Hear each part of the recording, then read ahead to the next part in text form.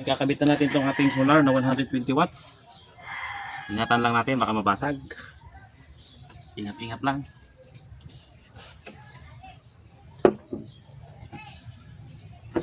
Ayan. Ayan lang.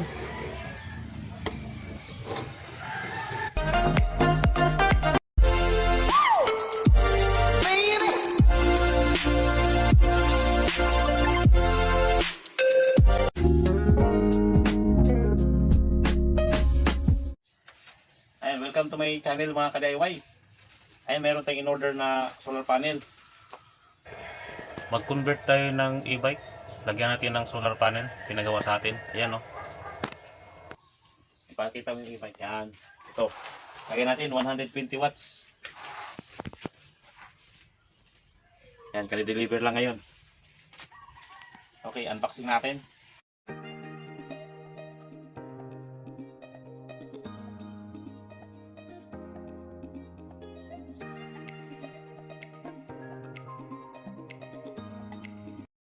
$120 lang ang lalagay ko para ano, hindi masyadong pangit naman sa bubong tingnan pag 150. 150 na kasi kasunod nito. Sobrang ng laki.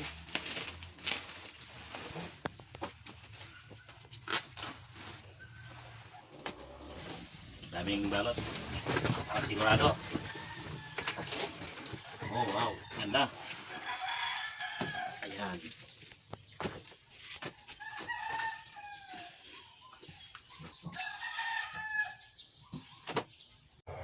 Gawa muna tayo ng bracket sa panel. Tubular lang gamit natin. Sukat muna tayo doon sa lapad ng e-bike, tapos sobraan lang natin ng konti.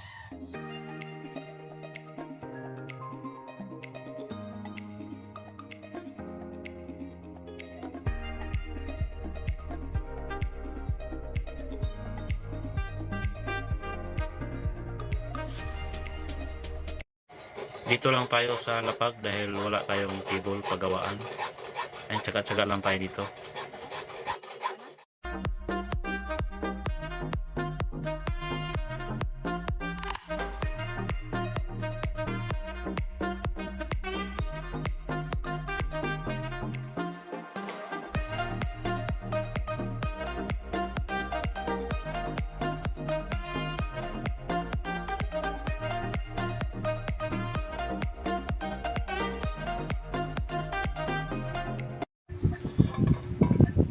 Tupi lang muna natin to, tapos para maporma siya, tapos i-blend bits lang para welding na natin sa labas kasi wala tayong welding machine dito.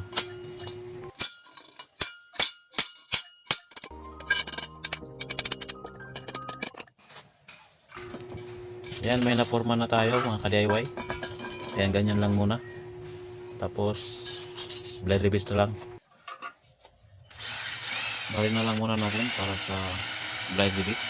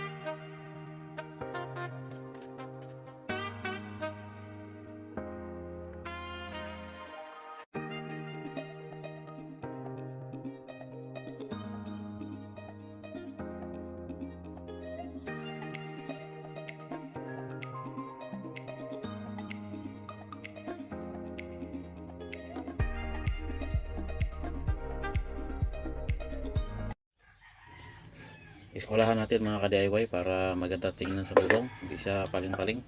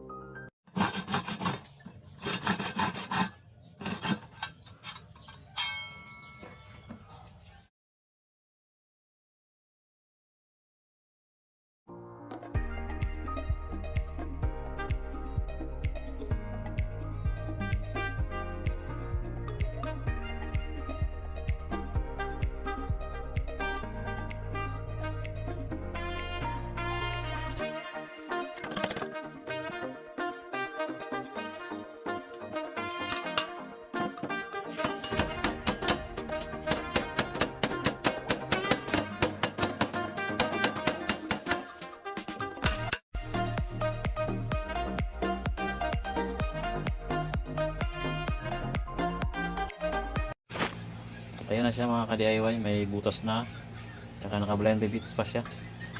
Papawelding din natin yan pag pag matibay na. Wala tayong welding machine dito.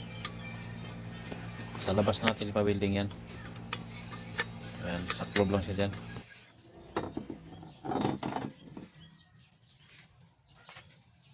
Ito na yung bracket natin. Ayan. May blended bits na siya, tapos winelding na rin natin. Ayan, hindi ko na binidyo yung pag-welding. Ayan, may butasan natin para sa tornilyo.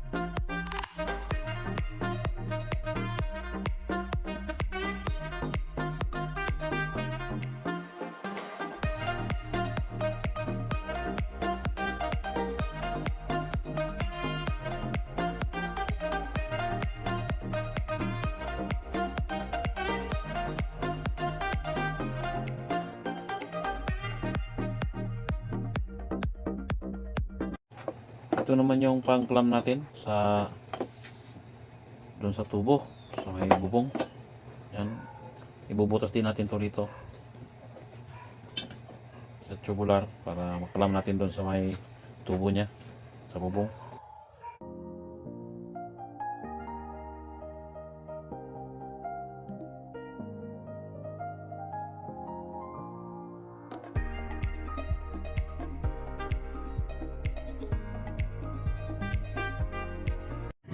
Ayan, ito yung mga bracket natin. Winelding na yan, hindi ko na pinakita, hindi ko na binidyohan pag welding. Dalawang bracket, tsaka itong mga gilid. Ito yung mga tornilyo. Ngayon, i-assemble na natin. Ito yung solar natin na 120 watts. Wala kasi akong cameraman. Kaya sinisilip ko muna, baka hindi makita. Sayang naman yung video natin. Ayan, dito kakabitan natin to.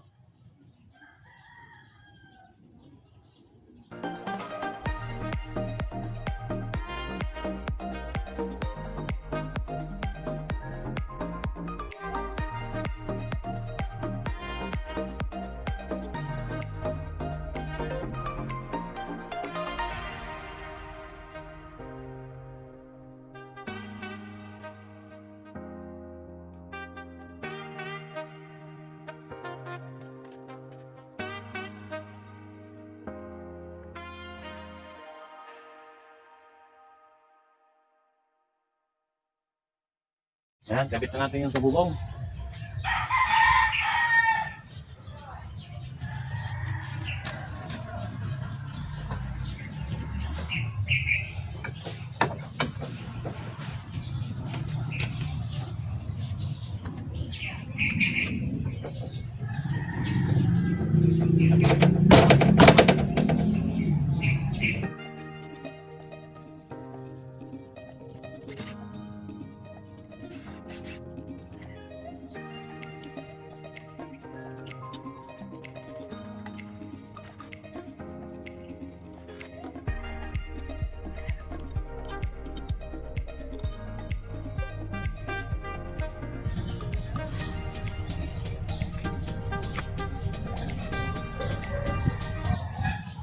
Pasensya na mga ka-DIY, maingay talaga dito dahil maraming manok at mga ibor, dahil puro puno yung nasa likod natin.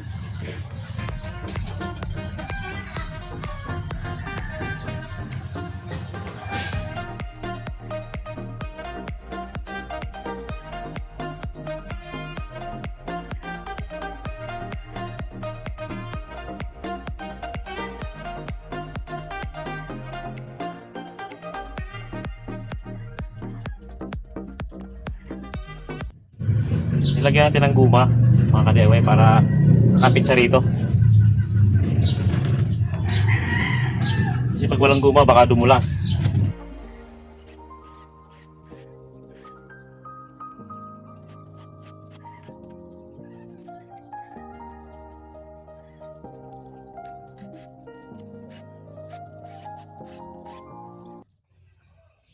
Ayan na yung bracket natin. Ito, mahigpit na siya. Ayan. Ito yung isa. Ayan yung sa ibabaw niya, oh.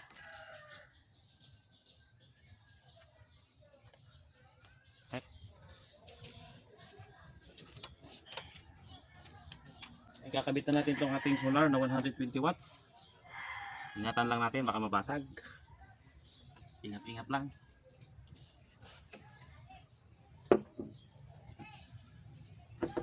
Ayan. Ayan lang.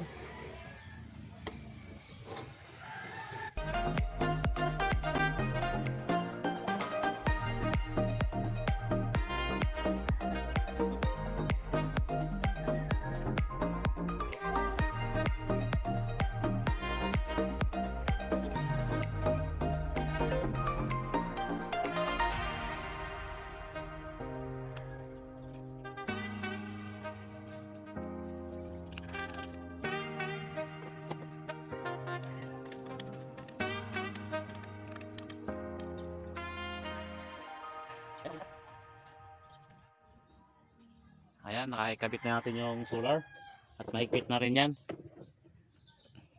Yan yung ibabaw. Yan yung ibabaw niya. Ayan. Ayan, matibay na yan. Ayan, nilalagyan natin ng guma. Ayan, para yapos dito sa bakal, hindi mag-slide. Ayan mga ka-DIY, tuloy na natin to. Kabit na tayo ng linya papuntang charge controller. Ayan, tatanggalin muna natin yung battery. Doon natin idaan sa ilalim yung wire. Tapos mabuhat ito, mabigat to. Yan. Mabigat. Ito natin lagi sa labas. Mabigat siya. Yan.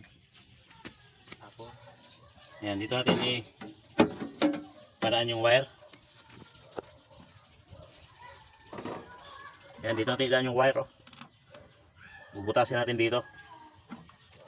Okay, umuulan na. Baranahin muna natin.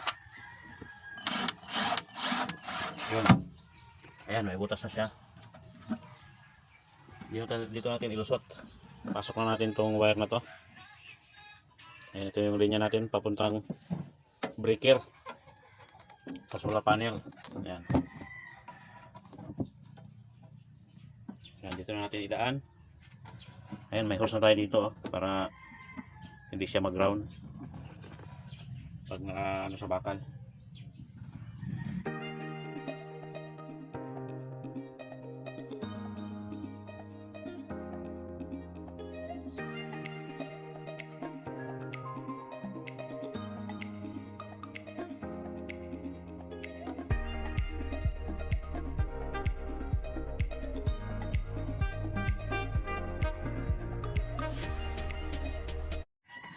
Ayan, dito na natin tinali.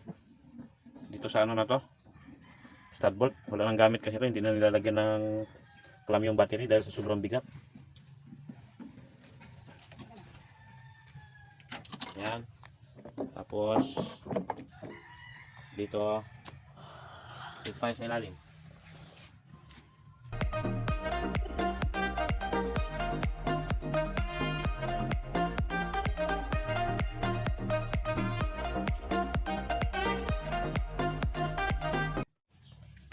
Ayan, dyan.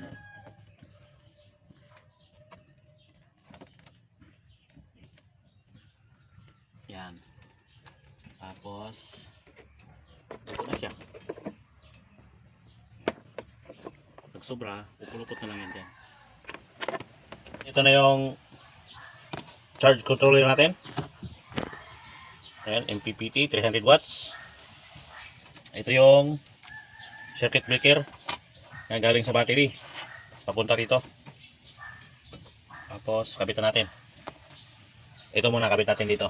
Ayan, may mga butas na to para hindi tayo matagalan. Ayan, dito tayo galing sa ilalim. Dito ko nilagay sa ibabaw para pag nakaparada tayo sa labas or sa palengke, hindi paglaruan ng mga bata kasi nakatago.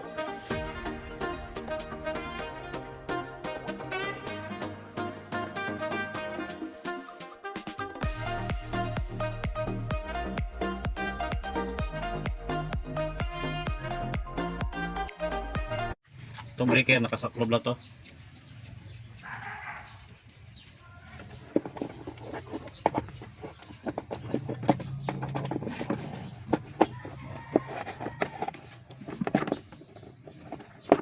Ganyan lang yan. Okay na yan. Sulit na dyan. Tapos kukonect natin yung linya. Ito sa breaker. Tapos labas yan dito sa watt meter. Ayan. Meron tayong nilagay dito na watt meter. Nilagay na natin yan para hindi tayo matagalan. Kabit na natin yung linya. Ayan, positive negative lang naman siya. Sundan lang natin yan. Simplihan lang natin yung paggawa para kung mayroong gustong gumaya ay madali lang gayahin. Hindi na natin pahirapan pa. Dito lang, simple lang naman siya. Ayan, kabit na rin natin yung block. Galing yan ng watt meter. Positive negative. Tapos ito yung MPPT. Ayan, positive negative din siya. Ayan, sa watt meter din yan nakakabit. Positive negative din. Disclaimer pala mga ka-DIY, hindi tayo professional. Medyo may alam lang tayo ng konti mga ka-DIY. Dahil simple lang naman to. Kayang-kayang gayahin kahit sino. At doon naman sa gustong gumaya ng ganitong gawain, ingat-ingat po tayo dahil battery po yan, nakakamatay. Kailangan marunong din tayo ng konti.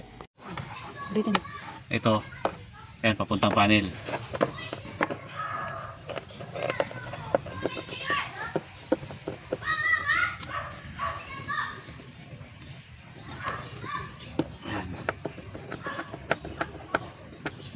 Ayan. Mamaya tatalit na lang natin yan, maganda. Ito yung connect natin sa panel. Yan, dito. Dito. Dito natin kukonek yan. Papunta rin galing dito. Ayan, papunta rito. Unahin muna natin dito.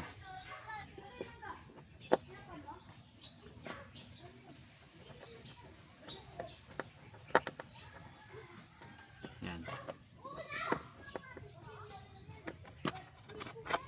Ito black.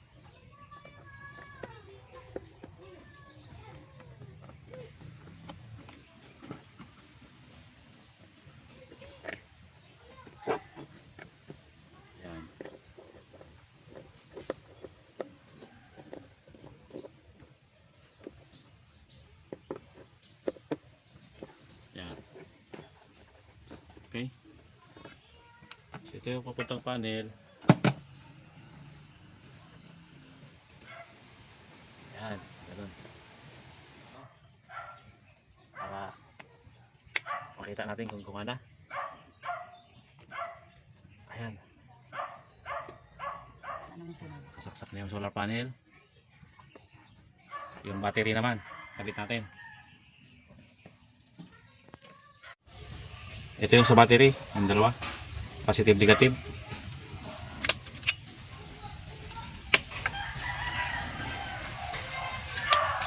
Ayan. Kiskis mo natin ng konti. Hindi pa nakakabit sa battery yan ha. Baka akala nyo nakakabit sa battery. Ayun pa yung battery oh.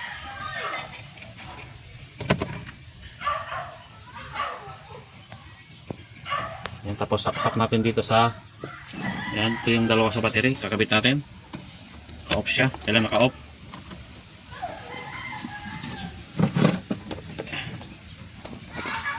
Yung red sa baba.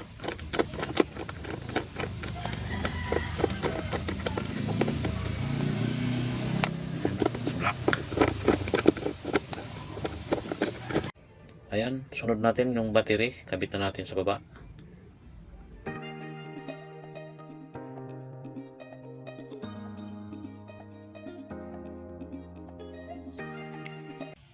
Maglalagay tayo dito ng terminal.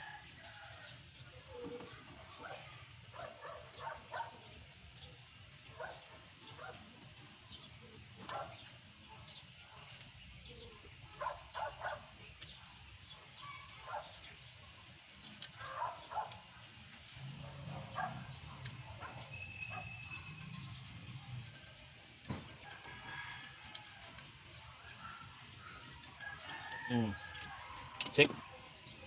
Yan. Tibay na. Kabila.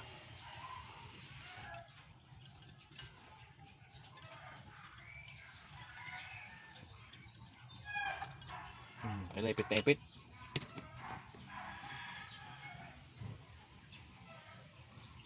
Buksan mo na natin.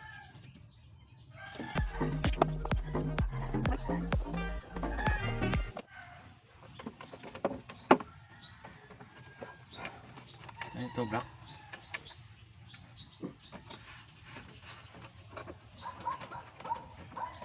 Itong black dito natin ikabit. Ayan o. Ito yung sa charger. Ito yung linya ng charger. Dito natin itap. And make sure lang na naka-off. Naka-off. Ipakita mo nga. Ayan, ito naka-off talaga. Ayan, naka-on yan eh. Ito off. Ayan, ganyan. Para hindi magdiretso doon. Ayan ito, tatap natin dito.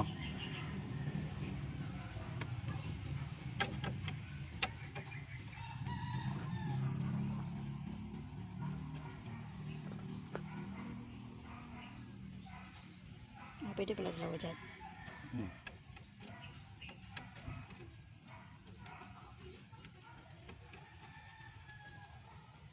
Ayan, tatap na tayo. Tapos yung red.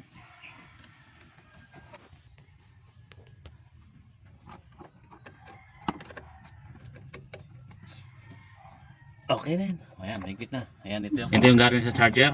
Ayan. Dito natin kinabit. Ayan, ito yung red. Tapos yung isang black, ito.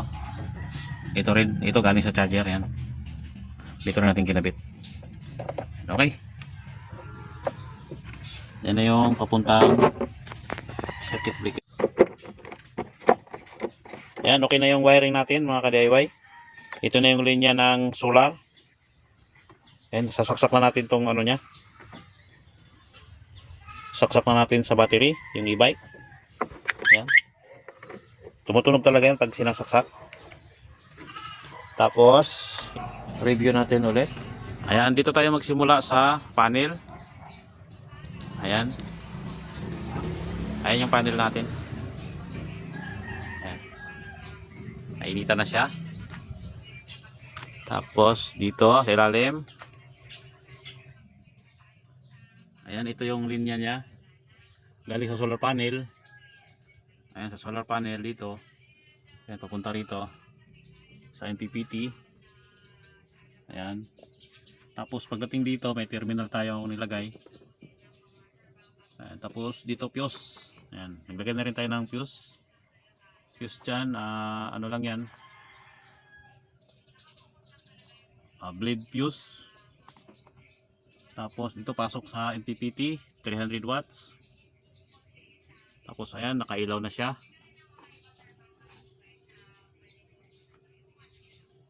Ayan, pag nag-shift pala nito mga ka-DIY, ayan, long press mo lang, kita ba? Ulit. Pag nagbi-blink siya, ay ulit.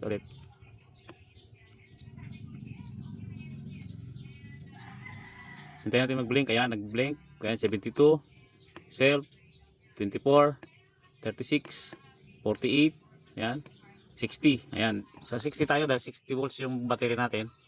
Ayan, nakasit siya. Pag hinayaan mo lang siya, automatic na yan. Pagbalik. Ayan. Ayan, 60 na siya. Nakasit na yan sa 60. Ayan. Naka-6 na yan. Tapos babalik din siya sa normal. Ha? Ayan, yan yung pag-sitting natin dyan sa ano na yan, MPPT. Tapos dito, pasok yung power ng panel. Ayan, labas dito. Tapos fuse. Ito, may fuse din siya. Ayan. Pag bumili ka nito, may kasama ng fuse. Tapos may reserva pa siya na ano, bleed fuse. Ayan, fuse. Tapos pasok dito. Ayan, may terminal. Papasok dito sa ayan, wattmeter. Ayan yung wattmeter natin. Gumagana na siya. Pero naka-off pa yung battery natin. Tapos may terminal din siya dito pala. Ayan, may terminal din ako nilagay. Kasi maiksi lang yung wire ng wattmeter na yan. Ayan, may terminal din siya. Tapos dito labas, papuntang breaker. Ayan, ito yung breaker natin. Tapos kabila, ayan, papuntang battery na. Papunta na sa battery yan. Magcha-charge na yan, papuntang battery. Ngayon, naka-off pa yan ngayon. I-on natin. I-on. Ayan, naka-on na siya. Dito, hintay-hintayin lang natin ng konti.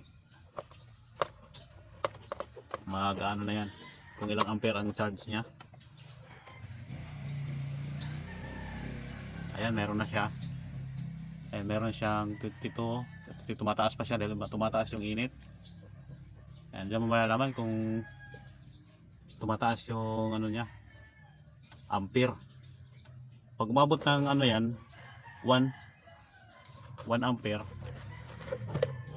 Ayan, pag umabot ng ano yan, 1 ampere. Ayan, malakas mag-charge yun. Malakas mag-charge pag 1 ampere siya. Ayan, depende rin sa init. Kung mataas ang init natin, ayan, malakas mag-charge. Tapos ganyan lang, simple lang, hindi natin pahirapan pa. Ganyan lang kasimple pag-connect sa ating e-bike. Tapos tingnan din natin kung tumaas yung ano niya kanina, 63.3. Ngayon mga ilang minutes na nag-ano tayo. Kanina 63.3 lang yan. Nung kinabit na natin yung solar, nag 64 na siya. Kaya nakakatipid talaga siya. Hindi na kailangan isaksak sa kuryente pa. Sa solar na lang. Ayan o. Ayan, kaya dito ko nilagay yan sa taas. Ayan, pag iniwan mo sa labas, isasara mo lang ng ganyan. Ayan. Tapos lalagyan mo na lang ng tornilyo rito. Ayan, may butas naman. Ayan, lalagyan mo lang ng tornilyo dyan. Ayan. O, ganyan na siya. Hindi na siya magalaw ng mga bata. Di ba? Pag iniwan mo sa labas, nakasafety siya dyan. Maraming salamat sa panonood mga ka-DIY. Please like and subscribe and click the notification bell para updated kayo sa susunod ko pang mga video. At paki-like na rin sa ating Facebook page, Rolly DIY channel. Salamat!